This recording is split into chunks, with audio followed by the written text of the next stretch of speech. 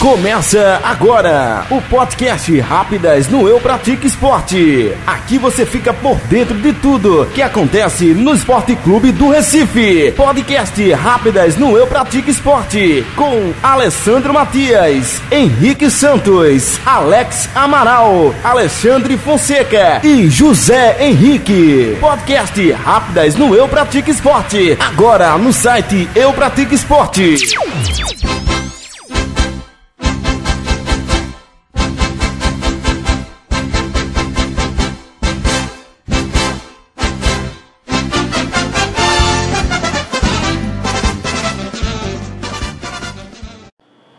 Bom dia, boa tarde, boa noite, torcida rubro-negra. Mais uma vez a gente está aqui online com os nossos bloggers, né? Cada um na sua terrinha, pelo menos na terrinha que a gente diz que mora, né? Que tem residência fixa. No meu caso, eu estou em Recife, o Alexandre Alelo também, assim como o Adedson Leite, que é o nosso mago aqui dos números, né? E que a gente vai conversar mais tarde.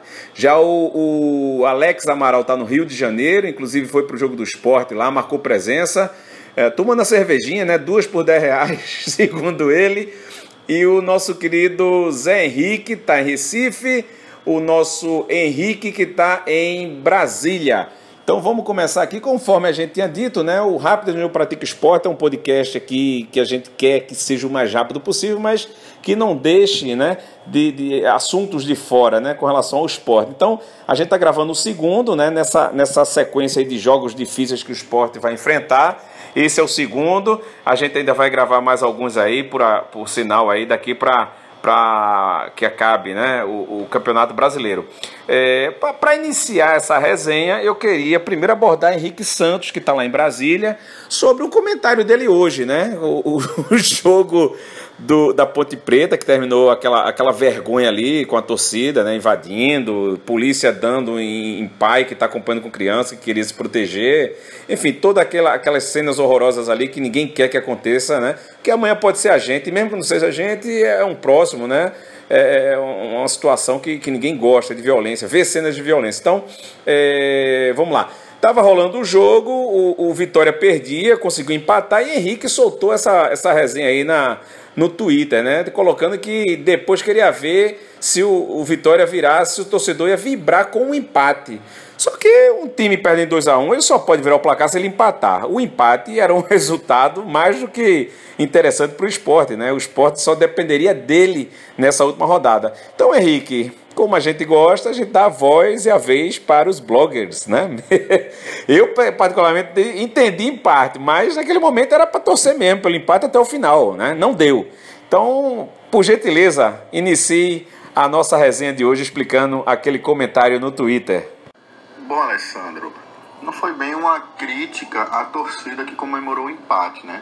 Mas um alerta de que o empate àquela altura do jogo não era o mais tranquilo para o esporte naquele momento.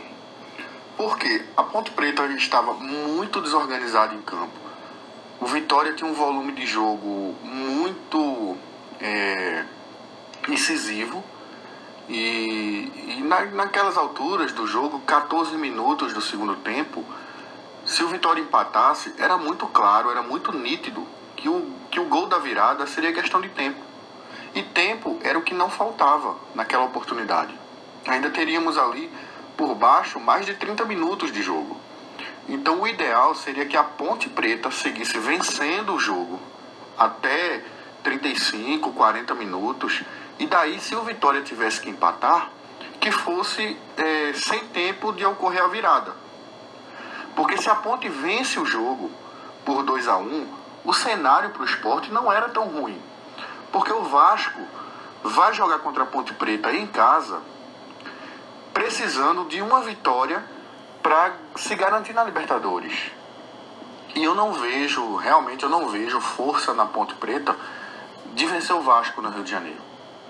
Então, o cenário de empate aos 14 minutos do segundo tempo, a Ponte Preta com 1 a menos, ficou muito perigoso, né? E, de fato, ocorreu a virada, que era muito natural. E o lamentável, né, que a torcida da Ponte encerrou o jogo, faltando ainda com os acréscimos por volta de 10 minutos, que poderia, num lance, futebol é assim, a Ponte Preta ter empatado o jogo, né? Mas a torcida da Ponte Preta fez com que a partida fosse encerrada com antecedência. Então o cenário ficou muito, muito difícil, né? Há chances ainda, principalmente se a gente olhar para o jogo da Chapecoense contra o Coritiba. Mas o Vitória eu acho que meio que saiu da mira do Sport. Meu querido Zé, que está aqui em Recife. Zé, dá para acreditar que o Sport ficará na primeira divisão no ano que vem? Alessandro, acreditar é sempre possível, né? Enquanto houver a matemática da possibilidade, é possível acreditar. E talvez o torcedor realmente tenha que acreditar nisso. Assim. O Sport, pelo futebol que vinha jogando, já devia ter sido rebaixado há algum tempo. Mas a largura do clube é tamanha que ele chega na última rodada com plenas possibilidades de não ser rebaixado, né? E vem de 2 boas vitórias. Então tudo isso faz com que a esperança se mantenha, né? Então é possível e se deve acreditar. Aquela máxima de enquanto houver 1% de chance, eu teria 99% de vontade de torcer, tem que ser aplicada sempre. Então é isso. Alex Amaral, direto do Rio de Janeiro. Opine aí, meu querido. Rapaz, é inegável que o resultado contra o Fluminense no sábado deu uma empolgada na torcida. A gente dormiu fora do Z4 e estava dependendo só de si para escapar do rebaixamento. O problema é que a complementação da rodada deu uma ducha de água fria na gente, principalmente esse resultado de Ponte Preta e Vitória. O Vitória vencendo tirou da gente essa condição de depender só do próprio resultado. A gente agora precisa vencer o Corinthians e aguardar o resultado das demais partidas. Mas ainda há esperança, ainda tem como a gente acreditar. São 4 times na disputa, né? Sendo que desses 4, um deles eu praticamente descarto, que é o Avaí. Eles dependem de praticamente um milagre, porque tem uma vitória a menos que os outros 3, então qualquer critério de desempate eles estão fora. Já Sport, Vitória e Coritiba, eles estão no páreo. O Sport, teoricamente, teria o jogo mais difícil, pois enfrenta o Corinthians, que é o atual campeão, mas na prática esse jogo acaba ficando mais tranquilo, porque o Corinthians vem para a Ilha do Retiro praticamente para cumprir tabela.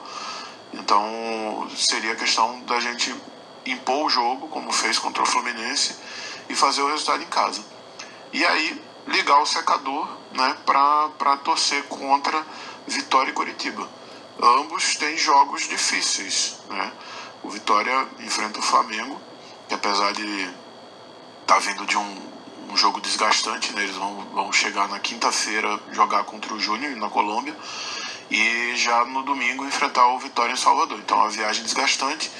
Eles poderiam até usar um time reserva, mas agora com esse resultado contra o Santos eles estão dependendo ali desse jogo na Bahia. Um resultado negativo lá pode causar para eles o desastre que seria ficar fora da Libertadores no ano que vem. E o Coritiba joga fora de casa também contra a Chapecoense, e a Chapecoense ainda está, apesar de ser chance mínima, chance pequena, mas ainda está na expectativa de surgir ali uma possibilidade de uma vaga na Libertadores. Isso faz com que eles se motivem, né, para o jogo e não entrem só para cumprir tabela, eles vão entrar para ganhar. Então, supostamente o Sport tem um jogo ali que é mais tranquilo, né? Então isso dá uma esperança boa para a torcida. Eu acho que ainda dá para acreditar bastante, lotar a ilha e partir para cima do Corinthians. Bom, eu falei no início do programa aqui que a gente poderia, né, de repente, alguém comentar sobre os resultados da partida no decorrer do programa. Então, melhor dizendo, o Flamengo perdeu do Santos, né, no Rio de Janeiro, a gente está sabendo aqui agora, e a Chapecoense, né, foi visitar o Bahia e venceu a partida. Então, o Flamengo está mais do que vivo, né? O torcedor do Sport tem mais é que torcer agora que o Flamengo, né, o eterno rival de 87 aí, rival entre aspas, né, que o Flamengo saia da Copa Sul-Americana na próxima quinta-feira, que isso ajuda, né, aí sim eles virão realmente mais para salvar o ano, vamos dizer assim, e a Chapecoense tem com chance aí também de cravar uma vaga na Libertadores do ano que vem, pelo menos de disputar uma pré-Libertadores. Alelo, o resultado da Ponte Preta Ponte Preta e Vitória não foi o desejado. O que é que tu tens aí a dizer sobre essa resenha, meu querido? Pessoal, vamos esclarecer aqui uma coisa de uma vez por todas. O jogo Ponte Preta e Vitória, só um resultado nos interessava realmente, que era o empate, ou seja, 33% do cenário. Então, assim, não há por que ter essa frustração que houve um vencedor. Porque se a Ponte Preta vencesse, ela ficaria na frente do Sport também, por causa do saldo de gols. Então, vamos parar de choradeira, certo? A luta nossa agora é contra o Curitiba. Eu até comentei na semana passada com os amigos aí e até com o Alessandro que o Curitiba podia estar na briga sim, bastava perder de São Paulo, e foi o que aconteceu, entendeu? Eu esqueceria o Vitória. Nesse momento agora o Flamengo está perdendo para o Santos. Eu acredito que o Flamengo vai ser desclassificado pelo Júnior lá na Colômbia, e acho que o Flamengo vai entrar com o time titular contra o Vitória. Mas eu já esqueci o Vitória. O foco agora é o Curitiba. É lembrar a Chape, dizer assim, Chape, o Sport doou aí uma grana para vocês logo na época do acidente. Lembra, o único time do Brasil que deu uma renda aí para vocês.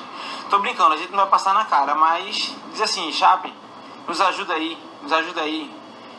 Espero que vocês consigam a vaga de vocês na Libertadores e resolve o nosso caso. Ganhar do Corinthians de 1-0 e pronto. E continuar na primeira divisão. Permita-me discordar de você, Alex. Eu acho que a rodada foi maravilhosa para o Sport. Não foi a dos sonhos, porque não aconteceu empate entre Ponte e Vitória. Mas a rodada, repito, foi maravilhosa, porque o Curitiba desceu para brigar conosco, entendeu? Com muita chance de ser rebaixado no nosso lugar.